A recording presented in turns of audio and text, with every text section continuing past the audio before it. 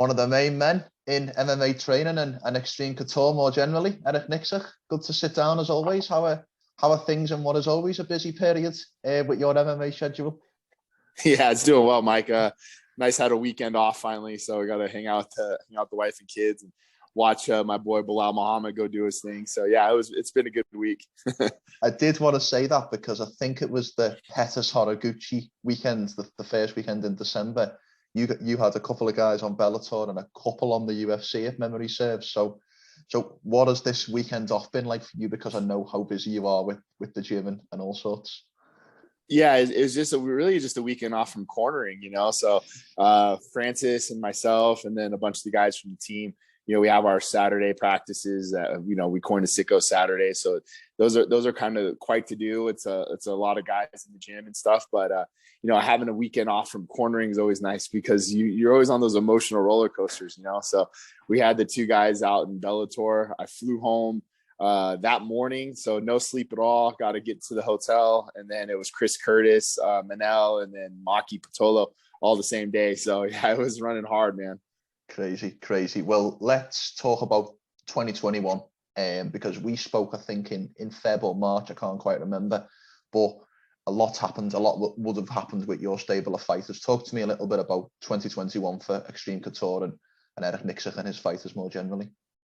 Yeah, it's kind of cool to look back. I forgot about a lot of this stuff, and we sat down and a couple of us were talking about just even the Abu Dhabi trip, right out the gate in January, I believe it was. And we had Brad, Dalsha, and Puna, and started the year off right, man. We went 3-0 and we never really looked back from then, Dan Ige and Gavin Tucker, and then obviously Aljo and then Francis. So, it was a great start to the year. And I think that was a nice momentum for us to kind of carry over for the rest of the year and then finish strong with what we had going on. So it's funny because it's like, for me, like years don't really calculate. It's just like, when somebody said to me a couple of days ago, like, hey, how's Christmas shopping going? I was like, oh, when's Christmas? I don't even know, man. It's bad. So it's just one day after the next for us. And, looking back a little bit, it's nice to hit the pause button and kind of reflect on the year. But for me, man, it's just hit the reset button and get right back after it. What is the gym schedule like over the Christmas period? Will you guys be open Christmas Eve, Christmas Day? What's the training looking like? Because as you mentioned there, we've got guys scheduled within the very first month of 2022. Yeah, so we'll have the gym will be closed for regular member classes, but the pro practices will remain the same. Like you said, we have a lot of big fights coming up, and we have to make sure that there is no holidays for us. It's just the way it is. But also I'll get in there Christmas Eve. We'll get our training in that Friday, and then Saturday morning probably get up and open the gifts with the kids, and then head over to the gym and get our Saturday practice in, knock out a few hours, and then get back home and cook some dinner. I wanted to talk about because I know how you guys work with the various trainers, yourself, Eddie, Giff, but Eric, do you feel like your fighters have an Eric Nicksick style? And what I mean by that is can you almost see your style rubbing off on the likes of Aljo and Francis as you work with them longer and longer? Yeah, I hope so. And I have this kind of ginger, redheaded tenacity, short fuse, and I run my practices that way. And I definitely feel like Dan Ige and myself, we're very connected, and I know my personality rubs off on him a lot. I think Kai Kamaka the same way, so there's a handful of guys that I coach where I can tell, or they know what I'm thinking before I can say it. They know what I know what they're thinking before they say it. So, but they're just, I feel like there's a tenacity that I like to have, our fighters have. And, I like the idea of trying to break guys and not give them an exit, not give them a way out. So, I like to see that out of my fighters for sure. How much is your training regime affected by a guy's or a fighter's weight? And what I mean by that is how much different, obviously repetition and stuff like that and actual reps is going to change, but how much is it training from, say, a female strawweight fighter to someone like a Francis Ngannou on a more basic level? As far as like the reps go? No. So obviously reps and weight is going to be affected based upon weight and body type. But I mean, in terms of just what specific exercise or what specific drills will be changed or will be affected based upon the fighter's weight? Yeah, that's a great question. And I think a lot of it just depends on styles and how, you know, stylistically certain things that we might do with Francis, I might do differently when it comes to like Taylor Gordardo, you know, kind of where their skill set's at. And, you know, the thing too, Mike, is like, where are we at in camp? So outside of camp, you might be adding new things to their game to try to accentuate something they might already do good, or add new tools. And then when you get into camp, it's very camp specific to what the fight might look like or what we might want to do game plan wise. So depending on those reps, I think it really just depends on the fighter, where you're at in camp and what you can add in. But yeah, nothing really changes a whole lot, you know, but more just counter specific to what that game plan might look like at the time. Well, the guy we've mentioned there straight off the way, Francis Ngannou, I've got to mention, because he's probably in the next big fight in MMA. I think that would be fair. Next massive fight. I guess what I want to ask first and foremost, Eric, is he's in a unique scenario, given that he's fighting a former training partner, and he'll be up against his former coach. Given the position you're in as his current coach, how do you perhaps mitigate some of the potential issues, given the likes of Fernando Lopez and Ciryl Gane have an understanding of Ngannou and his style? Well, I think, you know, for me, I don't want to add any more emotion to something that's kind of already emotional. It can be. Yeah. But really, I just been following Francis's lead with this whole situation, because, you know, it's kind of I wouldn't say an afterthought. He's just like, I never was really Cyryl's training partner. Like, we trained twice together, you know, and coming from Xtreme Couture, where we have a lot of people coming in and out and cross train. I understand what he's talking about. He's like, yeah, we're not like best of friends. We weren't. It's like Mike Pyle fighting Jay Haran, who were best friends and training partners together this whole entire time.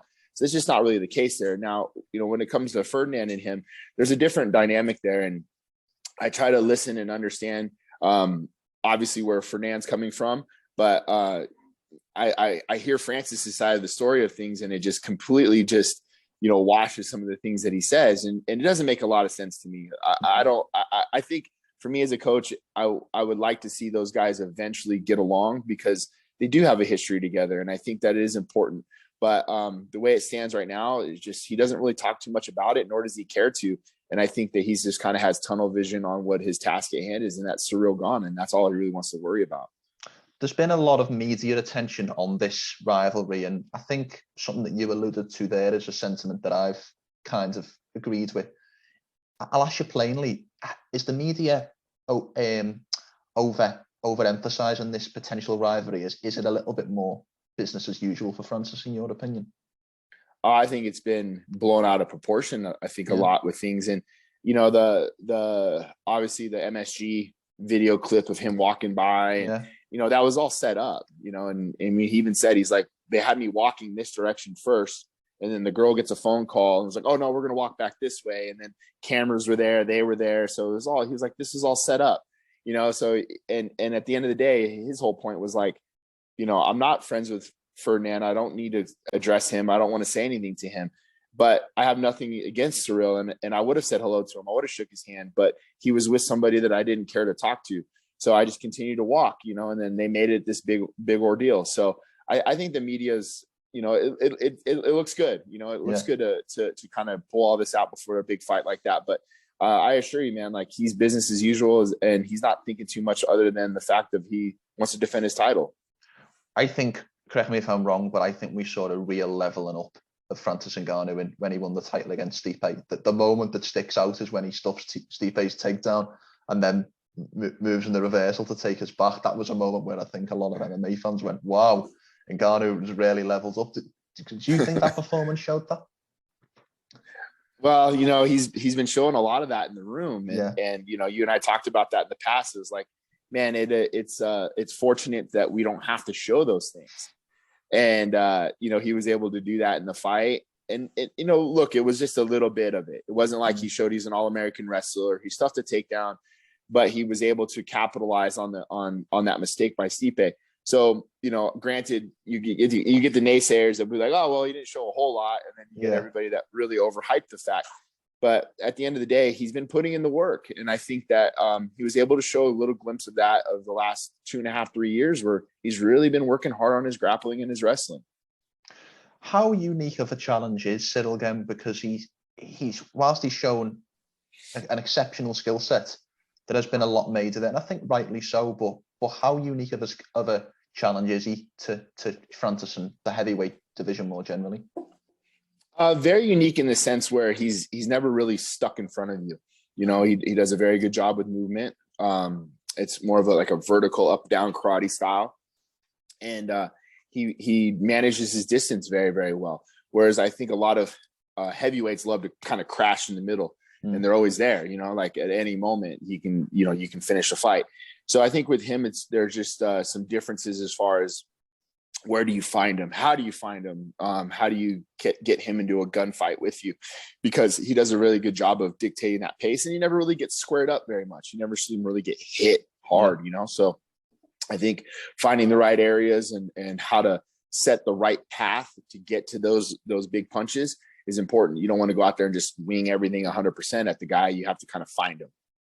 That's obviously perhaps prior to Francis's initial rise, prior to the Stipe loss. That was perhaps one of the criticisms, that he was a little bit wild. And I think, given the exceptional power that he's got, that wildness is always going to be an attribute in and of itself. But is that perhaps the essential worry, that Gane will stay out of his distance and his range, and it's about closing that effectively and efficiently? Yeah, I think cage control and cutoffs are going to be very important, you know, and getting him in the right positions, I think, is going to be very important. But how do you do that, right? Like, do you feint your way in? Do you jab your way in? Do you kick your way in? Level change, all those things. I think it needs to be a number of those things, to be quite honest with you. But you know, I think that's what Ciryl does really well. Is he manages distance very well, and he's able to kind of stay out of harm's way while doing it. Who is the most similar opponent of Francis? I know you've been working with Francis since Curtis Blades 2, memory serves. Mm-hmm. Who is the most similar opponent you've coached Francis for in this time? That's a good question. I think, you know, I'm trying to think back who had the stylistic same size as and style as Gane. Yeah, it's kind of hard to say. I don't really think we've had anybody like him, to be fair. You know, I really don't. I would say the most impressive I was stylistically with Ciryl was his fight against Volkov. I think that fight showed me a lot of what he's capable of doing. I really enjoyed that fight from a technical standpoint, you know, so I think in comparison for me, game plan wise and footage, that's the fight that I like to watch the most. But I don't think Francis has really fought anybody that has the same style as Ciryl. You mentioned there about favorite fights to watch, but this is obviously, at the time, it wasn't for an upcoming opponent. Is there any fighters out there that you look at and you think, and I don't mean this disrespectfully or anything like that, but that you look at and go, I'd love to coach them. I'd love to work with them for a camp or two? Yeah, I have a few. Like, I just like stylistically that, you know, and I kind of vibe with, or guys that I like to talk to. But I think they're perfectly fine where they're at. They have great coaches and things like that. But I think like just guys that motivate me. You know, I've got a corner once was Paul Felder, but I just love Felder's work ethic and what he brings to the table as a coach. I think it's important that you're not only motivated to coach them, but they motivate you. And that's the kind of style that Paul Felder, to me, brings to his coaching staff. It's like you enjoy working with a guy like Felder. You know, you enjoy showing up every day and going to practice and coming up with new things because that dude's motivated to show up every day, you know? So no matter what it is, like definitely Felder. I love working with Kevin Holland. I think he's got a great mind's eye for the sport. Who else have I worked with in the past? I really enjoyed Belal Muhammad, man. Like he's a fun dude to work with. Energy for days, but fight IQ through the roof. So there's been quite a few that I really like to work with. I'll mention it because it's current. What have you made of this, in my opinion, quite stupid narrative that Belal Muhammad's win on Saturday was boring? Because to me, it's just the internet being the internet. I did not see it, but I didn't see a Diego Sanchez Clay Guida fight, but I didn't expect to see a Diego Sanchez Clay Guida fight. It was a thorough shutout for me. What was your opinion on that narrative? I'm the same way as you, Mike. I don't look too much into what people think or say, because here's the thing is the kid cashed 2 paychecks. Yeah. You know, and their opinion on, you know, what they thought was boring or exciting or not doesn't pay the bills. It doesn't also move you up the ladder. It doesn't also give, it puts you in a spot where you can get knocked out by Stephen Thompson. It's like, why would I want to make this a 50-50 fight when I know I can make it a 90-10 by putting him on his back? You know, so here's the thing is Belal came to the gym, I think the week we knew we had the fight. He was doing some stuff on the desk and we worked, I think, twice. And we went over everything that, hey, what do you want to do here? What are you thinking about? And his fight IQ is through the roof. So we sat and watched Gilbert Burns versus Stephen Thompson, took a lot of the blueprint that we saw from Gilbert Burns. We applied it to the sessions that we did. And he went home and reapplied all that stuff with his coaching staff. And I think, man, he fought a great fight. Like, why take anything away from the guy when he did what he was supposed to do to win? Let's talk about someone who you've been coaching, who's had a lot of criticism over the last 12 months, and that is Aljamain Sterling. First and foremost, if someone had told you on March 6th at UFC 259, we wouldn't have seen Aljamain Sterling for the rest of 2021, how surprised would you have been? Yeah, pretty surprised. You know, I knew he had a lot of injuries going into the fight. You know, there was a lot of stuff going on with him as far as his body goes. But yeah, man, I mean, it was a tough situation for him. It was almost like a no-win. Like he couldn't have got out of that looking good, you know, and it just sucked for him because he's such a great kid and such a great competitor. But you know, it's nice to have him back in Vegas and getting healthy again, working on his neck and working on all the little things. And hopefully we're going to see him early 2022, you know. Most people have that fight probably scored about 3-1 to Jan, obviously at the time of the stoppage. I want to test you on a theory, Eric. This is a theory that I've kind of got, that when we have a hotly contested fight where we have an immediate rematch, like we should hopefully see, but the person who in people's minds won, in this case Jan, they're at a detriment because the guy who supposedly lost the fight knows the changes they need to make and knows what they need to implement in a rematch. Is that perhaps a tangible theory, and is that something that makes sense for when preparing Aljamain? You're pretty good at this stuff, but I should be. I mean, yeah, right.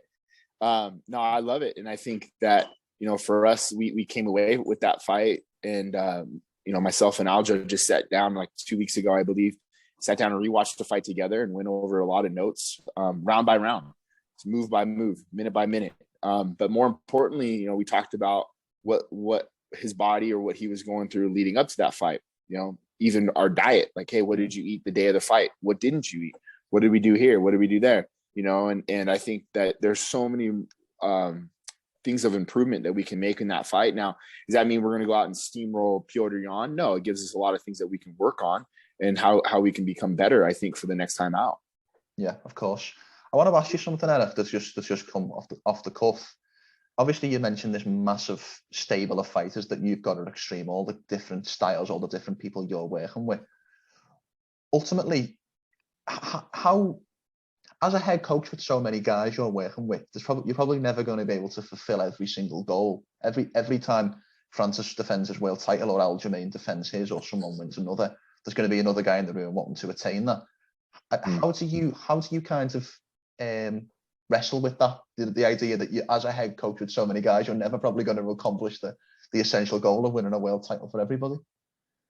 Yeah, that's a great question, Mike. And I think everybody has their goals and their things that they're trying to achieve in their career. And some might be a little further than others, but at the end of the day, like as a coach, each one is very important to that person. So, you know, I have to understand where they're at in their career, what they're trying to accomplish, and what's next for them down the line as well. So, you know, I just try to hit the reset button every time when we get a fight, or, you know, it's hard because sometimes it's the same night, you know, you're like, all right, this guy might've won and you got to go back and get ready and get geared up. But as far as the way they're laid out fight after fight, you know, certain fighters need certain things and certain attention they might need, or they might be told they need to hear something more from me, or some guys don't need anything whatsoever, you know, other than just moral support. So, but each fight out is very different for me. It really is, man. And I think the attention that some fighters need that others that don't, but at the end of the day, man, the goal is to get wins, and however that might be, you know, it's my job to kind of make sure that that's all lined up for them. obviously coaching and cornering is going to be specific to, as you mentioned, the fighter's needs. Some fighters will respond to getting shouted at. Some fighters will prefer, minute, detailed instruction. But is a coaching or cornering, is that affected by where a fighter is in their career? And what I mean by that is let's say they've come off a devastating first round loss. Is cornering and then the coaching for the next camp, is that going to be affected and changed by that? Yeah, I think so. I really do. And I think sometimes, I might come hard to the hoop on certain fighters in certain situations and where they're at in their career. I'll use Kai Kamakan as an example where, in the Danny Chavez fight, we got a point taken away from us in round 2. Yeah. And I knew that we needed to get a finish or win round 3 to make it at least a draw, but of course I was going for the finish. Like I wanted to get that guy out of there. So I cornered him very differently from in between rounds 1 and round 2, like going into 3. He had a come to Jesus moment with me there, and that happened again in Bellator as well, going into round 3. Like I just know what Kai's capable of and his talent and skill set. Now there are certain fighters that I might not do that with because, me yelling at them might not help the situation. It might only hurt the situation. So you have to know your fighters and you have to understand what they're searching for in a lot of ways, where they're at in their career, like you said, the gravity of the fight, for an example. But I'm never going to sugarcoat things with them. Like if I need to get a finish, I'm going to tell them that we need to get a finish. And here's the best possible way I think we can do that. Sometimes I get overly aggressive with certain fighters. I'll yell at Dan, I'll yell at Kai, but some I won't yell at because sometimes that's not what they need to hear. There was a line in the Josh Emmett fight that you repeatedly kept saying to Dan in between the corner. Was it get this jab in this motherfucker's face or something? What was the specific line you kept saying? Can you remember? I don't remember. I black out half the time when I'm cornered. Well, the game plan was to stay long on our jab, stay down the middle, and chop the low kick when it's available. The low kick thing was important to get off the lead side. We wanted to get it away from the overhand. So we didn't want to get hit with a counter off of that side. So no matter what, if you can beat the lead side hand, then we can chop. We also wanted to make sure we jab the overhand, jab the rear hand side to kind of take it away. And then if the left head kick was available, we would try to use that as well to try to jam the right overhand. But the one thing that Dan was just really reluctant to get to was the jab. And I felt like Josh was able to just kind of come in at will and throw power shots at Dan when Dan just wasn't using the lead hand to manage his distance well. So yeah, I think going into round 2, I was like, just jab him, motherfucker. Like just jab him, bro. Like get on your jab. And he did. And he made that adjustment going into round 2. And, we all saw how educated Dan's jab was, and he was able to maintain the distance. I think really, really frustrate Josh Emmett in round 2 with that lead side. Of course. Well, as I always say, it's always a pleasure catching up, Eric, but I've got one final question for you. I saw the video you put up on your story a couple of days ago, your Instagram story, of Eddie jumping off that roof in the gym. How are his ankles? Because that looked dangerous to his lower body. So this guy every day complains about how he's so beat up, his shoulders, his body, his knees, his elbows.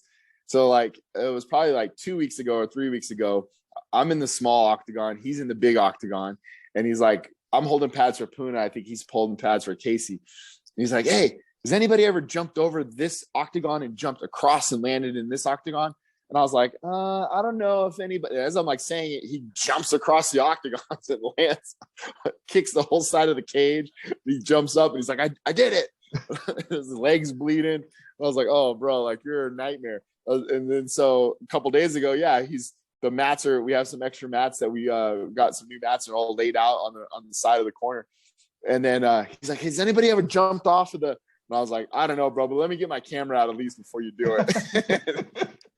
Sure as shit, he goes jumping off the side. So, man, I'll tell you what, when you go to work every day and you get to be around guys like Eddie Barraco and, Dennis Davis and Jimmy Gifford and Ray Sefo and Nate Pettit, man, it's like, it's you pinch yourself because God, we could not be in an office environment at all. Like we would be getting in a lot of trouble. So it's always nice to work with those kind of guys. And not only that, like you're on the road together quite a bit. So just stand up individuals. And I think that's why our gym is successful, is because it doesn't matter who's in that head coaching role. It matters, who making sure that our fighters are getting what they need. And I think each one of our coaches are rowing the boat in the right direction. And, it's just nice to be around guys like that. If we said the Xtreme Couture coaching staff was like the A-team, which character is Eric Nicksick most like? Who's the guy? Who's the guy that had the cigar? I love when a plan comes together. Hannibal. Hannibal. That'd be me. Well, listen, it's always a pleasure catching up. We've seen this massive success you guys have had at Xtreme Couture, and I can't wait to see more of it in 2022. And same to you, bro. I've been seeing you grinding and seeing you build your podcast up, and definitely a pandemic product that you started to build. And I've seen all your followers and all your good stuff you're doing too. So don't forget to give yourself a pat on the back too, Mike. You're doing a great job. Thank you so much. And extended to the team. I think it's in over a dozen of you guys, fighters and coaches, have come on and given me your time. So thank you once again. That's awesome, brother. You guys have a great holiday. Before we finish, Eric, how can people find you and any projects you're involved with on social media? The floor is yours to shout them out. Instagram's easiest for me. It's Eric_XCMMA, probably the one I'm most active on, or you can find me at Twitter under the same handle. But hit me up on Instagram.